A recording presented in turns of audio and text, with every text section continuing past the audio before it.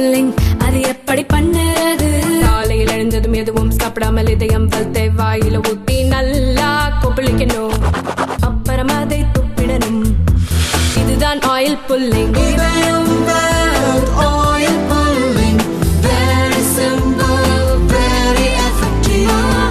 ரெண்டு ஸ்பூன் போதும். Lion date syrup. இதுல அயன், ஃபைபர், விட்டமின்ஸ், நோய் எதிர்ப்பு சக்தி அதிகமா இருக்கு. Lion date syrup. வணக்கம். செய்திச் சுருக்கம். மத்திய அரசு சொன்ன குட் நியூஸ். கொண்டாட்டத்தில் அரிட்டாப்பட்டி. மதுரை அரிட்டாப்பட்டியில் டங்ஸ்டன் சுரங்கம் அமைப்பதற்கு மத்திய அரசு ஏலம் விடும் வரை தமிழக அரசிடம் இருந்து எந்த ஆட்சேபனையும் தெரிவிக்கப்படவில்லை. சுரங்கம் அமைப்பதற்கான பணிகள் தொடர்ந்தன.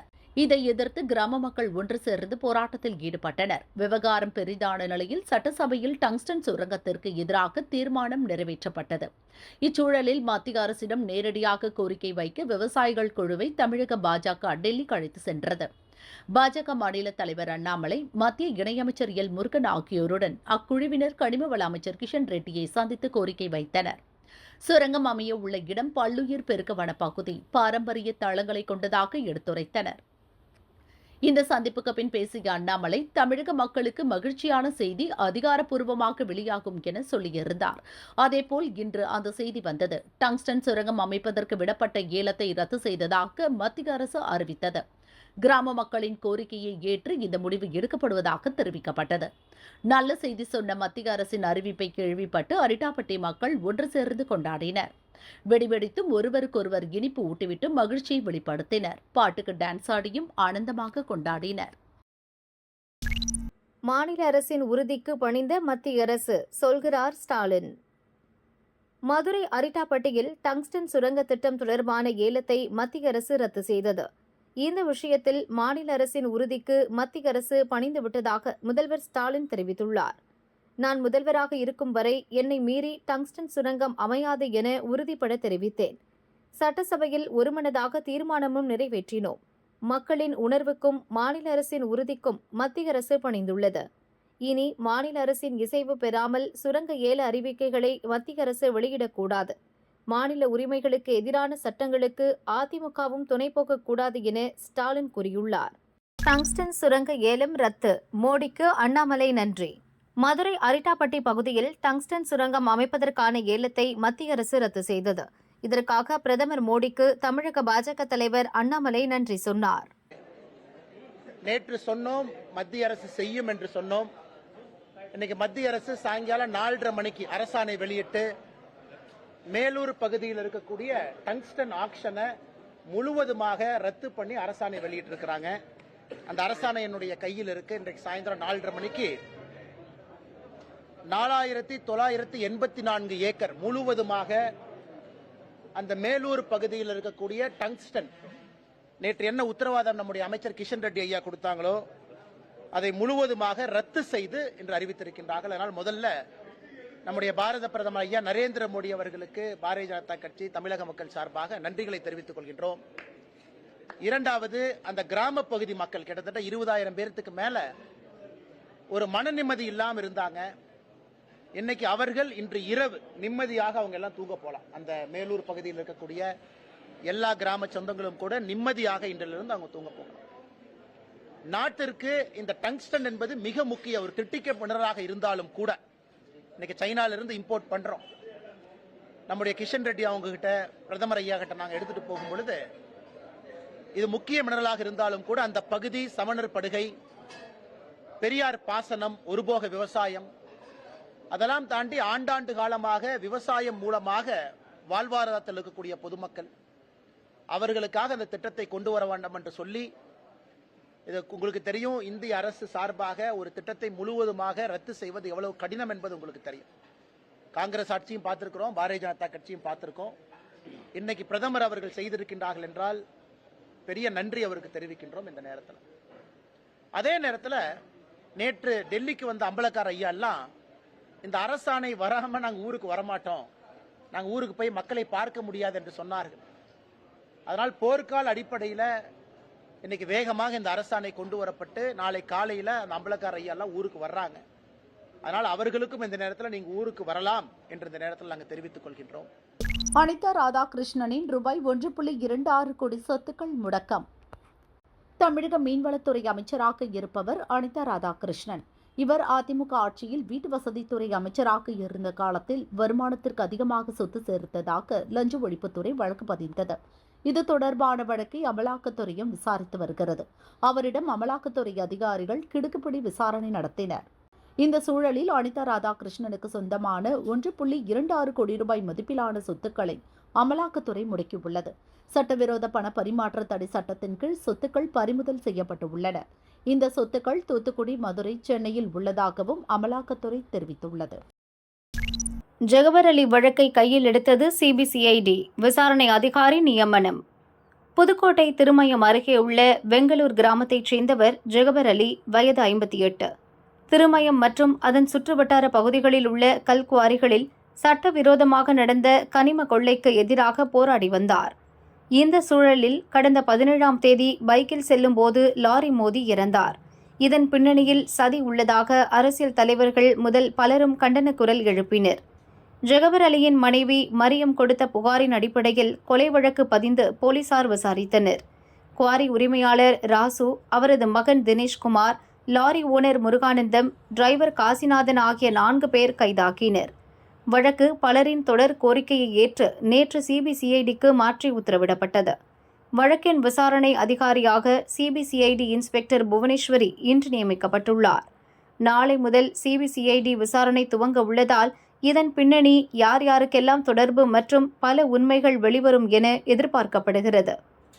இந்த சூழலில் வழக்கில் தலைமறைவாகி இருந்த குவாரி உரிமையாளர்களில் ஒருவரான ராமையா நமனசமுத்திரம் போலீசில் ஏடிஎஸ்பி முரளிதரன் முன் இன்று சரணடைந்துள்ளார்.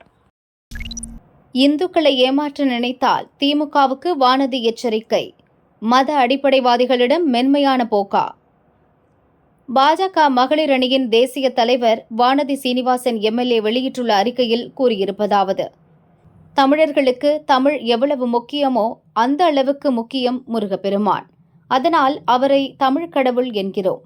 தமிழ்நாட்டில் ஒவ்வொரு வீட்டிலும் ஒருவரது பெயராவது முருகன் சார்ந்த பெயர்களாக இருக்கும். அந்த அளவுக்கு தமிழர்களின் வாழ்வியலோடு இரண்டர கலந்தவர் முருகப்பெருமான். தமிழ்நாட்டில் முருகன் கோவில்கள் இல்லாத ஊர்களே இல்லை. ஆனாலும் முருகனின் அறுபடை வீடு மிக மிக முக்கியமானது, புனிதமானது. மதுரை அருகில் திருப்பரங்குன்றம் மலை மீதுள்ள முருகன் கோயில் முதலாவது படை வீடு. இத்திருக்கோயில் பற்றி நக்கீரர், அருணகிரிநாதர், பாம்பன் சுவாமிகள், திருஞான சம்பந்தர், திருநாவுக்கரசர், சுந்தரர், மாணிக்கவாசகர் பாடியுள்ளனர். வரலாறு சிறப்புமிக்க இந்த முருகன் கோயில் அமைந்துள்ள மலையில் தர்கா ஒன்று இடைக்காலத்தில் வந்துள்ளது. இதை காரணம் காட்டி இந்த மலையே தங்களுக்கு சொந்தமானது என்று கூறி இஸ்லாமிய மத அடிப்படைவாத அமைப்புகள் பிரச்சினை செய்து வருகின்றன. ஒவ்வொரு ஆண்டும் கார்த்திகை தீபத்தின் போது திருப்பரங்குன்றம் மலை மீது தீபம் ஏற்ற அனுமதி மறுக்கப்பட்டு வந்தது. இப்போது தீபம் ஏற்ற சென்னை ஹைகோர்ட் அனுமதி அளித்துள்ளது. திருப்பரங்குன்றம் மலை முருகனின் மலை என்பதில் யாருக்கும் எந்த சந்தேகமும் தேவையில்லை. இந்த சூழலில் திருப்பரங்குன்றம் மலையில் ஆடு, கோழி பலியிட்டு விருந்து நடத்தப் போவதாக இஸ்லாமிய மத அடிப்படைவாத அமைப்புகள் அறிவித்து தமிழகத்தில் மத மோதலை உண்டாக்க திட்டமிட்டனர். காவல்துறையினர் அதனை தடுத்து நிறுத்திய நிலையில் இந்திய யூனியன் முஸ்லீம் லீக் கட்சியைச் சேர்ந்த ராமநாதபுரம் எம்பி நவாஸ் கனி தனது ஆதரவாளர்களுடன் திருப்பரங்குன்றம் மலைக்கு சென்று அசைவ உணவு சாப்பிட்டுள்ளார். இந்துக்களின் மனதை, முருக பக்தர்களின் மனதை புண்படுத்த வேண்டாம். திருப்பரங்குன்றம் மலையின் புனிதத்தை கெடுக்க வேண்டும், தமிழ்நாட்டில் மத மோதலை உண்டாக்க வேண்டும் என்ற தீய உள்நோக்கமே இதன் பின்னணியில் உள்ளது. திருப்பரங்குன்றம் மலையை அபகரிக்க நடக்கும் சதித்திட்டத்தை தமிழக அரசு உடனே தடுத்து நிறுத்த வேண்டும். இதுபோன்று மத மோதலை உண்டாக்கும் வகையில் செயல்படும் அடிப்படைவாத சக்திகளை திமுக அரசு முளையிலேயே கிள்ளி எறிய வேண்டும். இல்லையெனில் விளைவுகள் மோசமாகிவிடும். சிறுபான்மை மதத்தினரின் வாக்கு வங்கி அரசியலுக்காக மத அடிப்படைவாதிகளிடம் திமுக அரசு மென்மையான போக்கையே கடைபிடித்து வருகிறது. அதுதான் இதுபோன்ற பிரச்சினைகளுக்கு காரணம். இந்து கோயில்களை மட்டும் தன் பிடியில் வைத்திருக்கும் திமுக அரசு இந்துக்களை ஏமாற்றுவதற்காக முத்தமிழ் முருகன் மாநாடு நடத்தினால் மட்டும் போதாது. முதலாவது படை வீடான திருப்பரங்குன்றம் மலையை பாதுகாக்க நடவடிக்கை எடுக்க வேண்டும். இந்து கோயில்களை தனது கட்டுப்பாட்டில் வைத்திருக்கும் திமுக அரசு கோயில்களுக்கு ஒரு பிரச்சினை என்றால் வேடிக்கை பார்ப்பதும் கோயிலுக்கு எதிரான சக்திகளுக்கு துணை நிற்பதும் காலம் காலமாக நடந்து வருகிறது. இனியும் அதுபோல நடக்கக்கூடாது.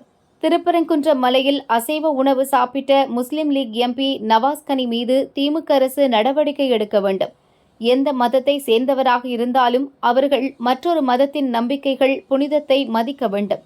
அப்படி மதிக்க மனம் இல்லை என்றாலும் இழிவுபடுத்தக்கூடாது. இதுபோன்ற செயல்களை அனுமதித்தால் சமூகத்தில் அமைதி இருக்காது. இதை புரிந்து கொண்டு நவாஸ் கனி மீது திமுக அரசு நடவடிக்கை எடுக்க வேண்டும். மாறாக வழக்கம் போல இந்துக்களை ஏமாற்றிவிடலாம் என நினைத்தால் முருக பக்தர்கள் திமுக அரசுக்கு தக்க பாடம் புகட்டுவார்கள் என வானதி கூறியுள்ளார். மாலத்தீவுக்கு 20 கோடி ரூபாய் போதை கடத்த முயன்ற கும்பல் சிக்கியது. தூத்துக்குடியில் இருந்து கடல் வழியாக போதைப் பொருட்கள் கடத்தப்படுவதாக மத்திய வருவாய் புலனாய்வு பிரிவுக்கு ரகசிய தகவல் கிடைத்தது. தூத்துக்குடி பழைய துறைமுகத்தில் அதிகாரிகள் கண்காணிப்பில் ஈடுபட்டனர். அங்கு பைக்கில் பார்சல்களுடன் வந்த இவர் மீது அதிகாரிகளுக்கு சந்தேகம் ஏற்பட்டது. பைக்கை நிறுத்தி சோதனையிட்டனர். அவர்கள் கொண்டு வந்திருந்த 6 பண்டல்களை பிரித்து பார்த்தபோது அதில் ஹசீஷ் எனப்படும் கஞ்சா எண்ணெய் 12 கிலோ இருந்தது. அவற்றை பறிமுதல் செய்தனர். அதன் சர்வதேச மதிப்பு 20 கோடி ரூபாய். போதைப்பொருள் கடத்தி வந்த தூத்துக்குடி ஃபாத்திமா நகரைச் சேர்ந்த ஜெசுராஜா, சுதாகர் ஆகியோர் கைது செய்யப்பட்டனர். தூத்துக்குடி பழைய துறைமுகத்தில் இருந்து மாலத்தீவுக்கு சரக்கு ஏற்றி செல்லும் படகில் கஞ்சாவை கடத்த திட்டமிட்டிருந்தது விசாரணையில் தெரியவந்தது. படகோட்டி கிங்ஸ்லி கைது செய்யப்பட்டார். போதை கடத்தல்காரர்களுக்கு துறைமுகத்திற்குள் நுழைய அனுமதி பெற்று தந்து உதவியதாக சோரிஸ்புரத்தைச் சேர்ந்த CISF எனப்படும் மத்திய தொழில் பாதுகாப்பு படை போலீஸ் மாரிமுத்து என்பவரும் கைது செய்யப்பட்டார்.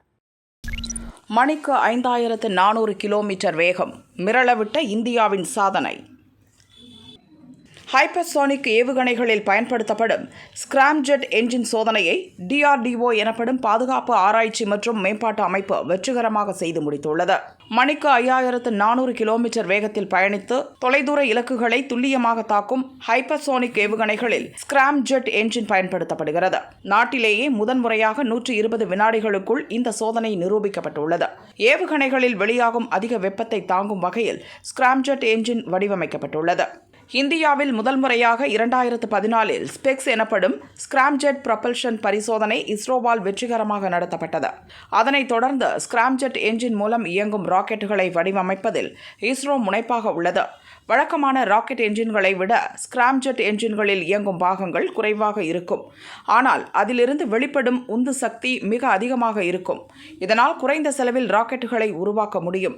ஸ்கிராம்ஜெட் என்ஜின் கொண்ட ராக்கெட்டுகள் அதிக எடை கொண்ட செயற்கைக்கோள்களை சுமந்து செல்லும் திறன் கொண்டதாகும். இதனைத் தொடர்ந்து மேம்படுத்தி வந்த இஸ்ரோ 2023இல் ஸ்கிராம்ஜெட் என்ஜினில் இயங்கும் விமான சோதனையை வெற்றிகரமாக செய்து முடித்தது.